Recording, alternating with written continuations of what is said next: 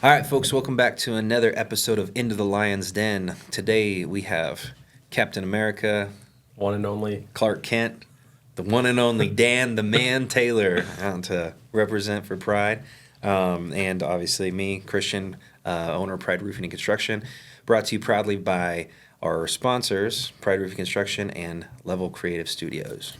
Not to be mistaken, I called it LVL Creations for the longest time. Not thinking of the abbreviations for level. So Hey, he's a creative, so, Yeah. LVL. Creative mindset. You can interpret that a lot of different ways, but it gets the people going. Gets the people going. Get your juices spinning. Maybe ask a few questions. But what we are going to do today is we're gonna I guess do a little vision quest. Yeah. One of my favorite movies from the past. I highly encourage everybody to watch it, but that's a reference to basically the only wrestling movie ever made. I'll have to look that up now, so I'm curious. But I mean, I guess the theory of that movie is it's kind of a man's plight to the podium and what he had to do to get there and that kind of stuff, which is pretty applicable to what we're talking about. So we're going to talk about our vision, what big changes we've made this year, the excitement all around it, how we're positioning ourselves for the next milestones that are 10, 20, 30 years down the road. Absolutely. So I guess, how do you want to start, Dave? Yeah, so I think maybe let's reiterate to everybody that watches us on a daily basis or a weekly basis on how you got started in the business and kind of what your vision was when you started versus how has it evolved or changed to what it is now. Mm-hmm. So I know how you got started. I think a lot of people do, but we can quickly recap that. I was pulled into the industry. Yeah. It's usually how it goes. For about 3 years, I put up resistance, and then, the ex-partner was an opportunist and knew I was not very excited about what I was doing. And, hey, here we are, almost a decade later. So, but anyways, it's I guess what got me into the industry, I've been in the communications field for a very long time. Never thought that I'd be in communications. We've talked in detail about how, I was absolutely scared of selling things and just like communicating in general with even my family members, let alone, strangers.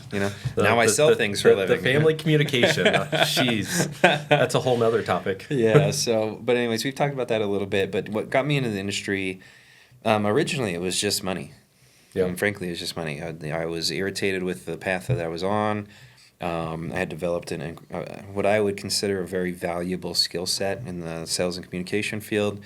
I had, developed a relationship with, a friend, and that ended up being my business partner for a long time. And, it just kind of set. It made a lot of sense in this world of business. There is ample opportunity to make higher commissions, higher money as a salesperson. So that's what really kind of turned the page for me. And so my original focus when doing all this stuff was let's just make some money until I can get to the next thing. Right. Then it transitioned into, well, let's become incredible, restoration roofing company so we can take advantage of what the Colorado market gives to people in this industry. Right. There's a lot of fruit produced from a lot of opportunity everywhere. A lot of catastrophic storms for the people that are homeowners, or it's not a fun situation, but for roofers it's it's like a damn party. It feels like that sometimes. And so and it's not just roofers. I mean, window people, siding people, gutter people, whatever, right? And there's a very large restoration world. And at first it was kind of that. It was more temporary. It was like, let's do this for as long as we can squeeze the juice out of this thing. But I'd say right at about the point where we decided to actually start doing it for ourselves is when I started to really understand the industry a little bit more. The restoration roofing space is, it's fantastic, but it's very dependent upon storms. Right. If you don't have storms, you've got drought seasons. Everybody's struggling. Everybody's, starving, or whatever the term you want to use. And that was something that I was always very concerned with. I was like, if I'm going to spend time doing this, I got to know that I can do this for a long time, right? I'm more of a let's see it all the way to the finish line type of person.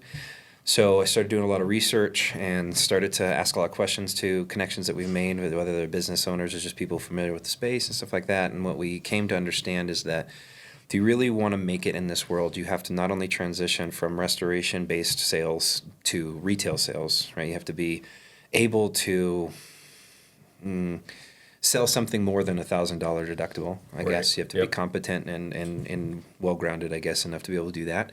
And then even more than that, the area where you can really get longevity and where you can start to feel comfortable that every year is actually going to be a building year instead of hoping that Mother Nature shits hailstones all everybody, is getting into the commercial space.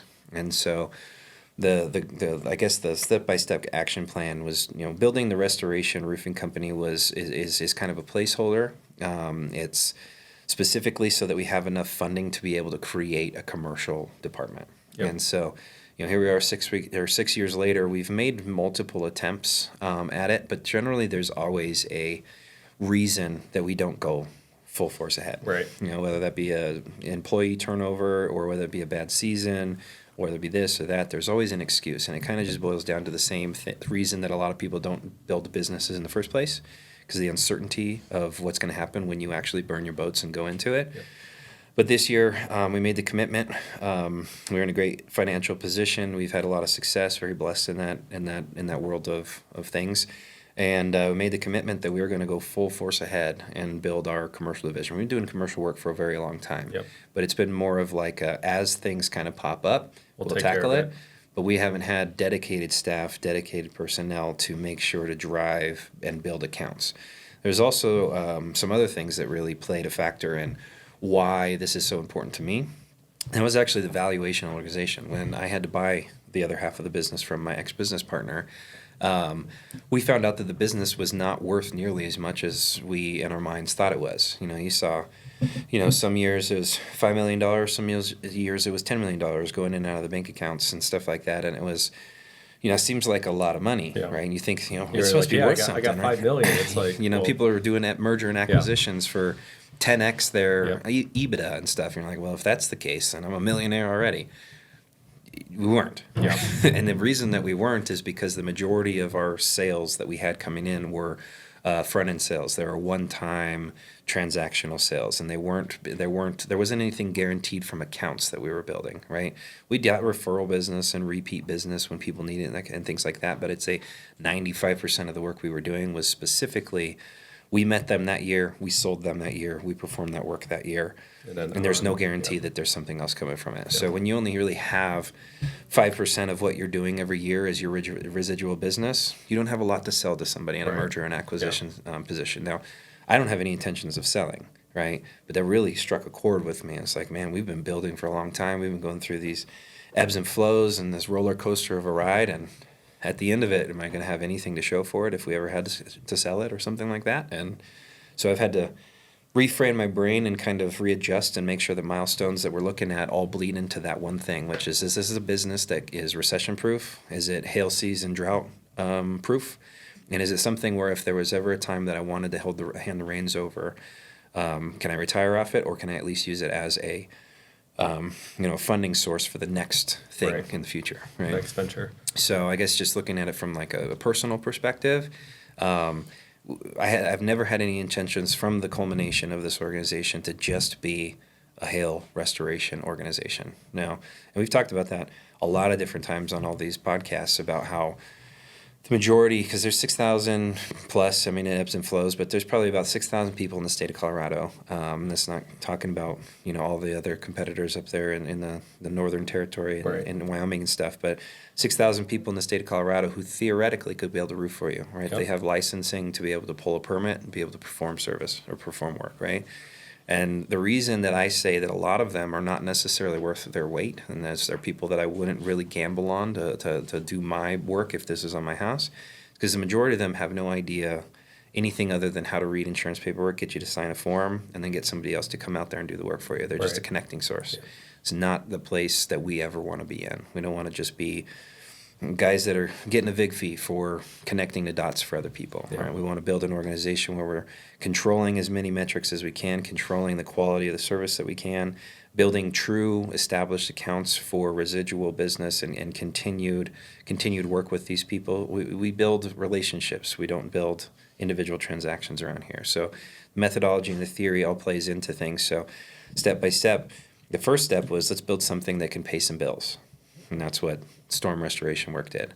Now that we can pay bills, can we save and burrow away enough of it so that we can really focus on the thing that we want to do, which is build that long-lasting accounts-based organization. Right. And you get to swim in that uncharted water with me pretty heavily. Yeah. So that's kind of the I guess standard overview. Yeah, and I think one of the biggest reasons that drew me to come work here, and I know we've talked about this on previous podcasts, is just, I think one of the first things you told me is we're just unapologetically ethical, which is huge. It's something that I stand super high on. It's like, let's be ethical in everything that we do. No matter if we're doing the work for them or we're not, it's like always stay on that straight and narrow. The car business where I come from, a lot of those guys are not ethical guys. Everybody's like, oh, sleazy car salesman or so on and so forth. Nowadays, they're kind of pushing away from that, where it's more of like streamlined. It's more of like order takers. So like the sales guys that all those crazy tactics don't do anymore. But I see very similar things from the car business to the roofing industry, as far as like slimy tactics or let me do this to cut this corner, so on and so forth. So when I thought about switching careers to get into something new, I was like, this is definitely somebody I want to work for. And as I think coming up on 2 years, I've really got to see a wide spectrum of like, this is what you don't do, this is what you do, this is what works for us. And I think we've done a great job as an organization as giving back to the community, serving the community. You mentioned relationships. Relationships is huge. That's what's going to push us to the next level as we continue to grow. So, something to be super proud of, being voted the best roofing contractor of Loveland for the 4th year in a row, which is really cool. Yeah. So I'm excited to be a part of that. It's something that we like to talk to the community about because that means a lot. It's voted from the community. For us, so that's. Well, I appreciate you identifying that and talking about it a little bit with the crowd. Whoever is out there watching, thank you. For the votes. Hopefully, a lot of people votes and all that good stuff. But if you look at it more from a lens of like ownership perspective, you're not going to win those types of awards if you're a turn and burn owner. Right. There's basically two types of people who start a business. Right. There's ones that are going to create it in a way that it's going to grow and profit incredibly well, but it's very transactional, and the purpose of growing as fast as possible and profitable as possible is to be able to sell it as fast as possible and make make some money and then do it again, right? There's turn and burn owners all the time. There's plenty of people who have started and sold 5, 10, 15 businesses over time, and that's just the model that they work off of. But my intention has never been that. The intention for us is more a legacy builder, right? Now, could we ever eventually sell the organization? I guess so, but it's not in my sights. I want it to be worth something when we get there, but that's not the goal. It's not the goal in any way.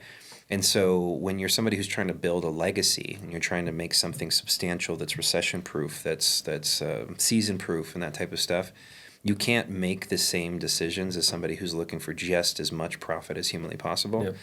And those organizations generally are the ones that change perspective of the community and make it so they're not getting the votes towards the the accolades, the best in business, and those types of things.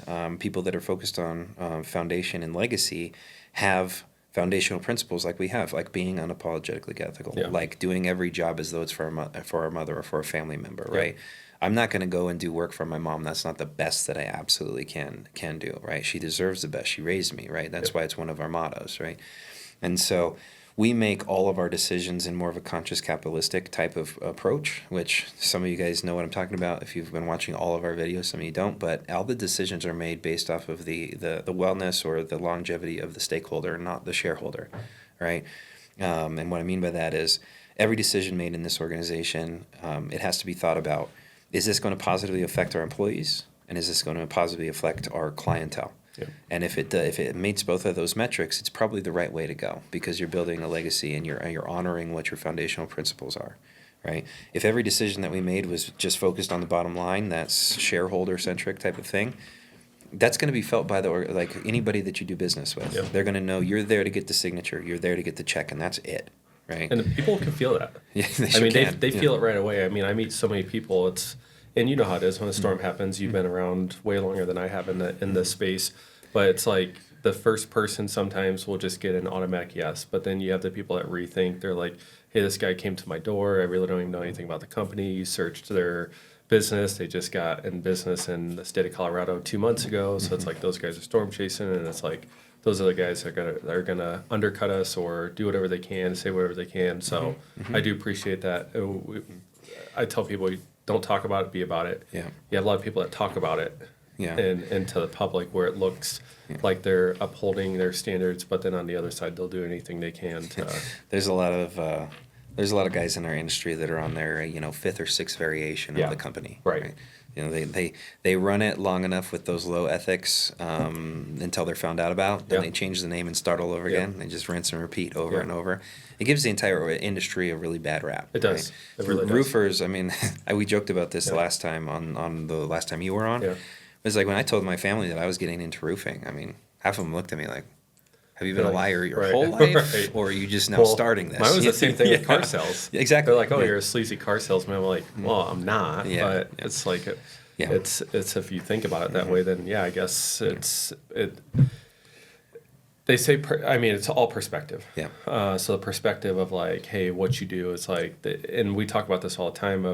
When we say, hey, you guys, or it's a very broad statement, and you're like, well, no, it's not you guys, or it's not everyone. It's like certain people, or like a certain group of people that are saying that instead of like the broad spectrum. And I think that's how a lot of people view either roofers or car salesmen or politicians, so on and so Yeah, forth. that's the unfortunate position of like the way that people communicate in this day and age is people use the terms always and never Yeah. way too Yeah. often. Yeah. You 'Cause never do that. I immediately stop listening Yeah. because I know it's not true. Yeah. I'm like, well, that's a whole bunch of bullshit Yeah. and you're just emotional. You It's a know? box of bullshit.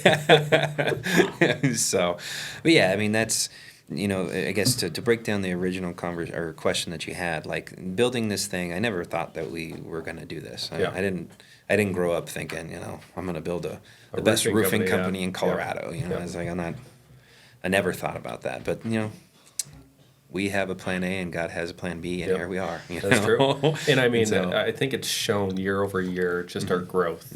Even the growth in the past 2 years that I've been here. I mean, obviously, like you said, we ride this roller coaster, these ebbs and flows. It's like you think you have good people or you think you have a good process, and then it turns out maybe that person was a bad egg or that process was flawed. But I think it's a true testament of just our growth pattern on what we're doing, that we are doing the right things. We are truly upholding just being ethical. So Yeah, ethical, and we're forward thinkers Yeah. as an organization. You have to. We're very much forward thinkers. We don't do sweeping changes without strategically planting those types of things. And the process is a process that we had for running this organization in year one was sufficient in year one. Yeah. But we're in a very different level than we were before. So the process has to elevate to that level. Yep. Things have to change. You will find every hole in every mechanism that you have over time. And we find them. We find them quick too. yeah, we find it quick, especially in storm season, Yeah. right? You get swamped by work, and all of a sudden you've got this hinge point, and everybody's failing in this one category, and all of a Yeah. sudden we're like, oh shit, we're going to have all Yeah. kinds of reputation issues because we didn't think into the future Yeah. about what this is going to be.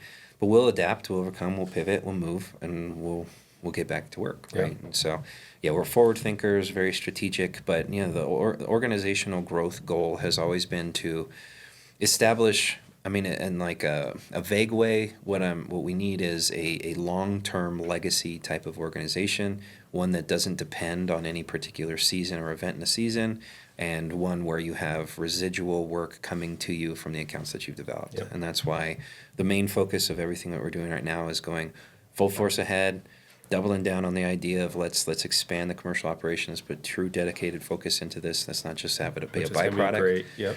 And that's where you get to shine. So Dan has been elected and promoted and moved into a new position. So he worked as a sales manager for the last year and a half, Yep. I believe. He got into that spot really fast. Yeah. He's a promotable guy. He's a real promotable guy. A likable guy.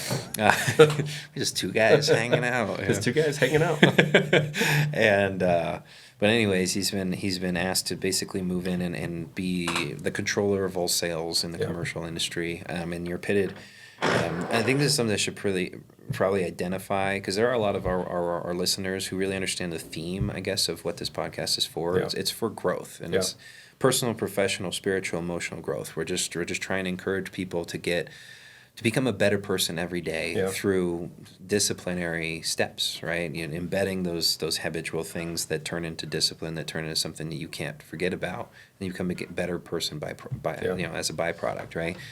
But I've been very, very, very blessed in the time that we've had as an organization to meet some of the most unique and talented people. I think.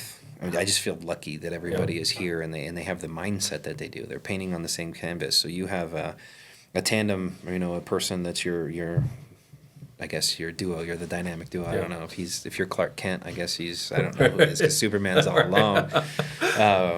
Or maybe he's Lex Luthor, but Yeah, maybe. evil genius, except for he's not evil. I don't know.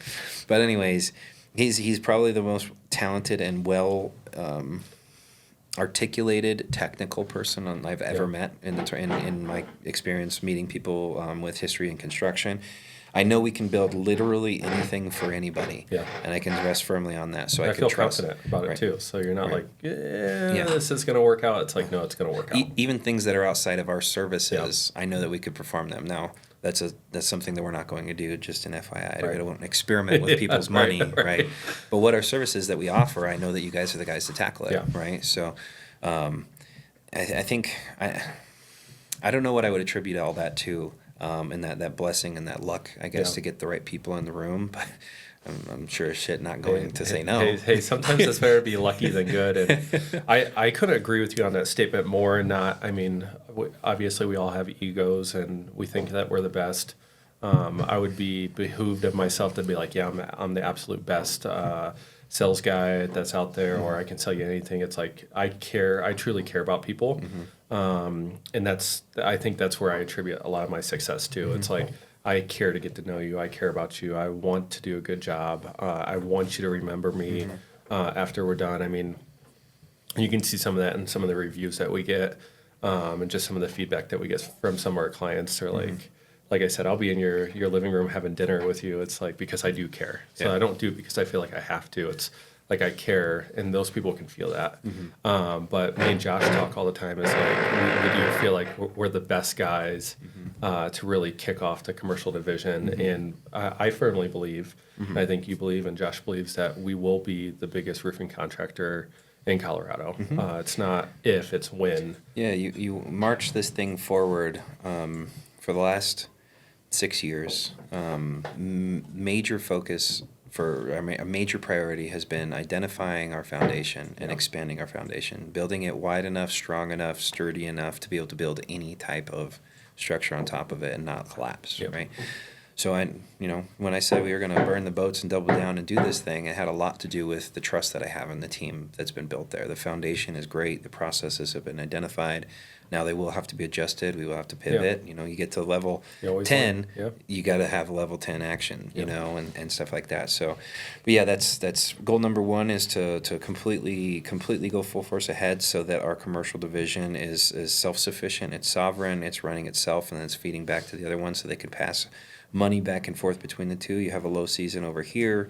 Nothing. There's no worry about I guess layoffs and forced turnover and stuff like that, right? It's been a goal of mine since we started, and luckily this is something that we've never been able to do. I can call it luck, but it's just a lot of obsession and focus. But I'll knock on wood that it stays that way. But we've never had to lay anybody off because we built, we onboarded too fast and weren't able to keep up with it. And we've also never had to not pay a bill. We've never had a debt with an employee, the vendor, the supplier, or anything like that wasn't, sufficient for the terms that you have for those payments, right? I have a lot of pride around that particular thing. No right? pun intended. Yes, pun definitely intended. Every time I say pride, it's 100% intended. But yeah, we've been incessant and focused and obsessed, and we know where we need to go and how we need to get there. And so, right now, that's the big buzz of Pride Roofing Construction. The next big buzz after this is all really identified and it's all starting to flourish and the fireworks are going off is Opening up additional offices down the Front Range so that we can run all the way up and down the I-25 corridor to southern Colorado, all the way to middle of Wyoming, essentially. I've never really had the intention to be outside of working in Wyoming because of our proximity to Cheyenne and stuff like that. I never wanted to be more than one state until we had fully exhausted everything that we could do in this particular state. I don't know if we're ever going to go down the route of franchising or things like that. We could go into different states. I mean, that's just a product of the success that you create for yourself, I guess. But we're not going to do that until we know that we can manage those territories as effectively as we can manage these territories. But, get up and down the Front Range, have the units packed out with the people that they need, producing, supporting each other, that kind of stuff. And then it would be expanding in different markets or diversifying the offerings, right? Yeah. Start going into the house instead of stay on the exoskeleton or the exterior. Like a full restoration company. That kind of stuff. There's a lot of things that we can do that all play into the ultimate goal, which is to, every business owner's goal is to take up as much market share as humanly possible and have efficiencies built into your organization that allow you to profit off that volume. Yeah. Right. Absolutely. So, which feels good. I mean, that has to feel good to know that we're growing, that we're expanding. I think a lot of people, and we do I would say we do a decent amount of work, especially down south. Mm-hmm. I think a lot of those people realize the competition, I guess, per se, that's around there.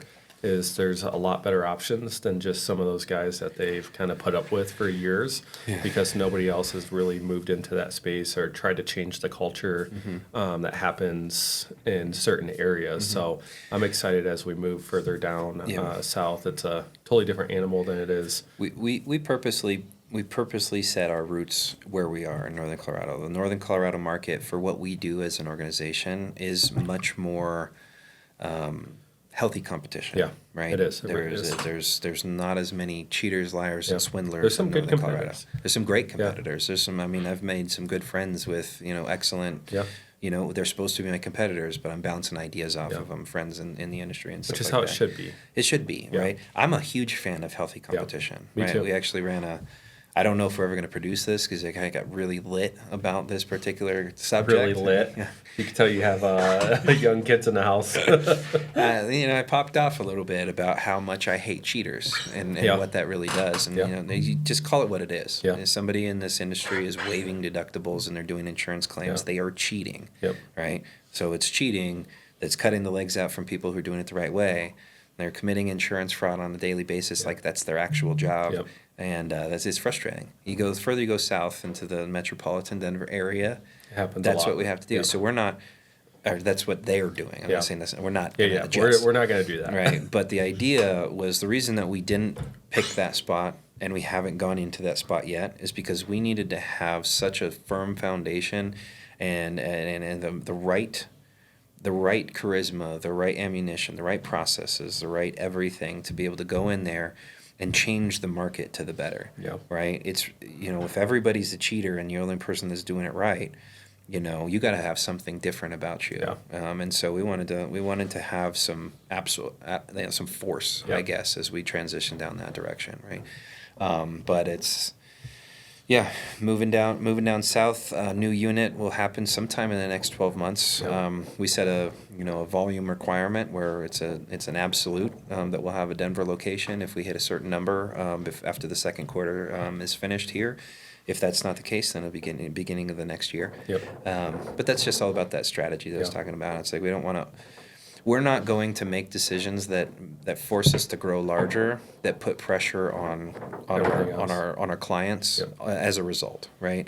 If we got salespeople that are being absolutely grinded by their managers to get the sale because we don't have a lot of cash right now, the clients are going to feel that. Yep. You're not going to get that reputation. You're not going to get those awards if you're out there sweating and like you're looking like the 1980s sweaty salesperson. I need this. I need this sale, man. Just sign the form, So like we're not going to put that type of pressure on our guys and ultimately, big boy. and ultimately pass that off to the people that we work with, right?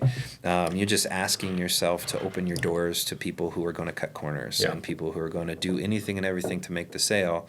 And ultimately not be able to fulfill those obligations or those promises, and that's going to reflect poorly on the organization. So, grow in low and slow. Sometimes people don't have the patience for it. But I don't think there's any other better way to do it. If you're trying to build legacy. Now, if you're trying to build a turn and burn business, Yeah, you can I would have been in pop up- Denver you to can start pop up with. 20 locations. I would have and- been in Denver to start with, and I Yeah. would have been committing insurance fraud the Yeah. entire time. And I'm like, I'm going to waive everybody's deductible. Yeah. Give me all the work, and hopefully I make it to the point where I can sell it before Right. I get Yeah, sent to jail. Yeah, we joke, those guys that post up signs that's like, we'll waive your deductible. Or it's, we had somebody say they saw on somebody's car the other day, it's like, come on, guys, really? That's your sales pitch. That's how you're gonna lead into this conversation. So, I mean, eventually that's gonna turn around to bite them because it's as the industry changes and laws start to get stricter or insurance companies really start to tighten down. Those guys are gonna kind of be left out in the cold, and they're not going to know what to do because that's what they built their business off of. I mean, they're not going to be able to make the sales that they wanted to, so they're going Right. to start pressuring people even more than that, creating more of a barrier to everybody else. And on top of that, the owners might be in jail, and their Yeah. business might not be able to sell for that logo Right. anymore. Yeah. So, but it's like those So, guys just yeah. pop up a new company and Yeah. move on. I mean, Rinse and repeat. Let's Yeah. pretend that my track record doesn't matter. right? Yeah. Yeah. So Your morals will always follow you. So no matter where you go or where you end up, you're still going to have that ingrained in you. yeah, So it's people forgive, yeah. but don't- they never yeah, forget. Yeah. Don't be a shitty person. Yeah. Is what it Ultimately, comes down to. don't be a dirtball. Yeah, don't be a dirtball. And there's a lot of guys, I mean, unfortunately, no matter what industry you're in or what you do, there's always those guys. So it's like you want to distance yourself away from those people as much as you can because I don't want a bad rep for myself or the company I work for, AKA Pride Roofing. So it's like, get those guys out. Let's move on and build a team and a legacy that's behind us. Part of the why factor. When at the beginning of every year, we have that. I guess we look over what our last year was, Yeah. and we set our goals, and then we start. We have a theme of the year, Yeah. but every year there is a very. There's always the same thing that comes up, which is our focus as a group is to become so good at what we do that by insto facto, what's the way, byproduct of us being so good at what we offer, that we automatically gain market share. Yep. And we want to make it so we've forced the rest of the industry to have to do it our way if they want to compete with us. Now, we're not there, right? Yeah.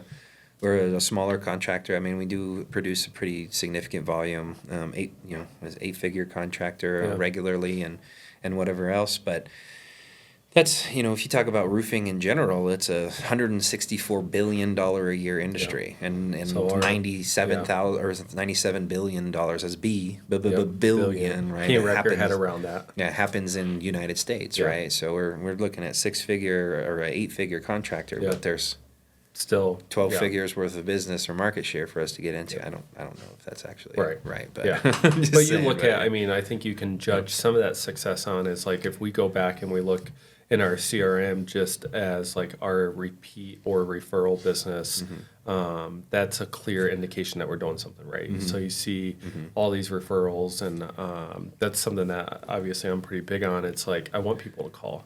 I want people to let other people know that we did a good job. So it's like when you do get those calls of like, hey, so-and-so told me about you. I want you to come look at this for me or do this for me. It feels good. It Yeah. feels like you're doing something right. Absolutely. I think the leading driver to our success stems from nobody in our organization feels or acts or talks like they're better than something. Yeah. Right. I had this conversation with a client yesterday. I was out there with one of our brand new guys. We were looking at a $200 gutter fix. Yeah. Right. I own this company. I have 28 employees at Yep. this point.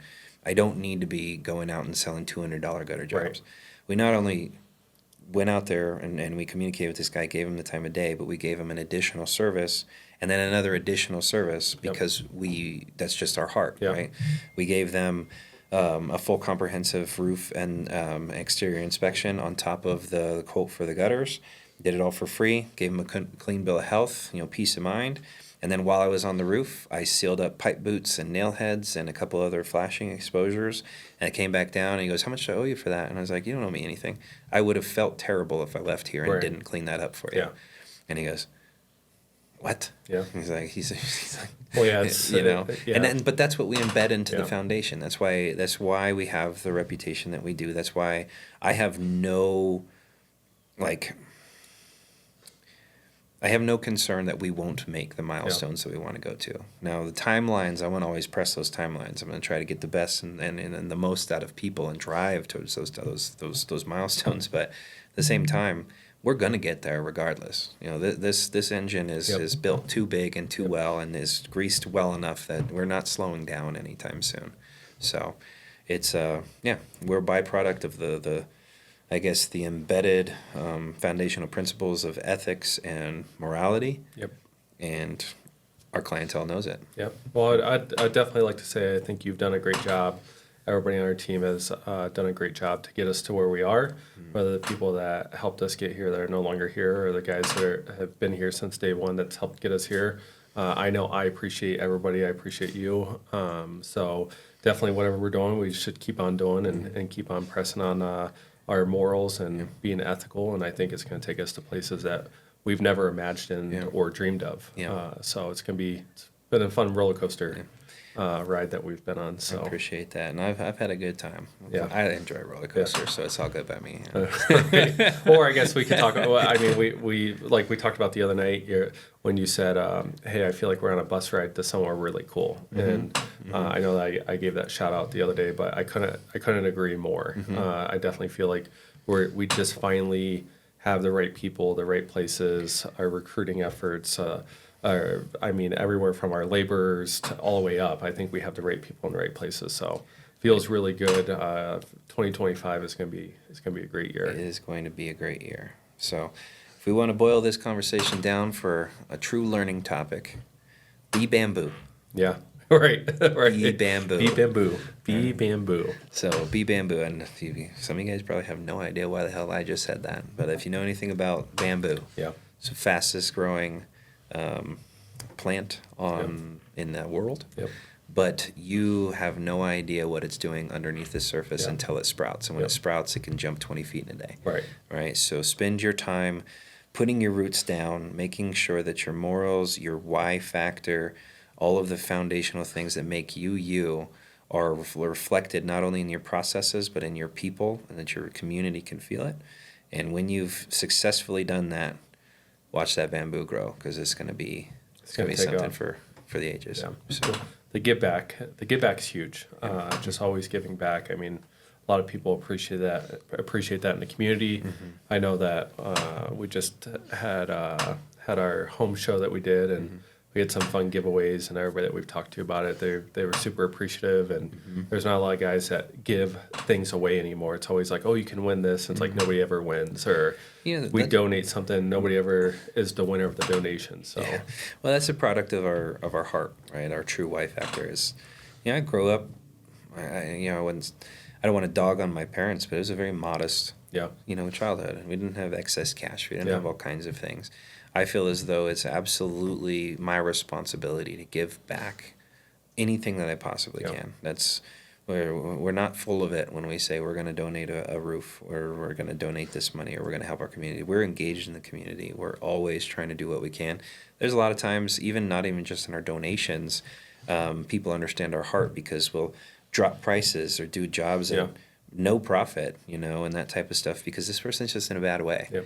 Right? That's an investment for the future, in my opinion. Like, it's the law of stratospheric success is your net worth is going to be totaled by, the difference between what you're willing to give and what you receive in compensation, right? It's an important thing to make sure your morality's there, right? So we're not a turn and burn organization. We're legacy builders, and we have some steps to accomplish, but we're well on our way. I love it. Well, thank you again. I just wanted to bring that up. I know that we didn't get to talk about once we were nominated last year of being voted the best roofing contractor. So it was really 4 years in a row is really cool. So that's something I wanted to bring up and give you a shout out for. Appreciate it. Definitely stems from you. So there's one award I really hope that we get. We came up close. We were second in line for a torch award through Better Business Bureau, and that's an ethics award.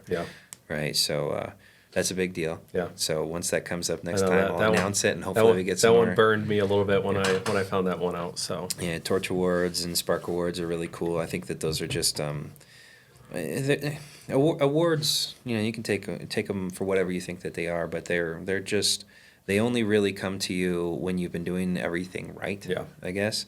And that's one of them that I've always wanted to get to. We've been in Roofing Contractor magazine, the Young Guns edition. We've been in, a number of different awards. We've gotten neighborhood faves on neighborhood apps. We've gotten this. We've gotten that.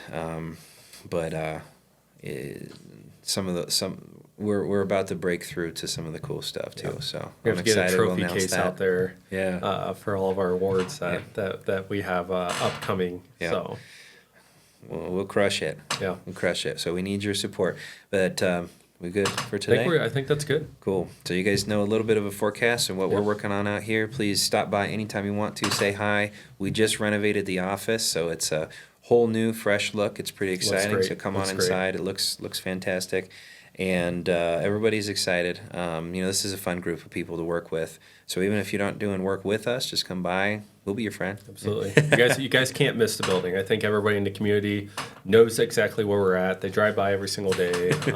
Even when I talk to people, I'm like, hey, just, they're like, oh, I already know what you're going to say. It's like, yep, we're the magenta building on the corner. So it's like lions all over. Yep. Burn your retinas bright on the outside. So, but anyways, thank you guys for, all of your participation. Thank you for all the votes if you helped us get to any of those accolades. Thank you for support if you've ever done work with us. And thank you for the future support when you do work with us. See the assumption there? Yeah.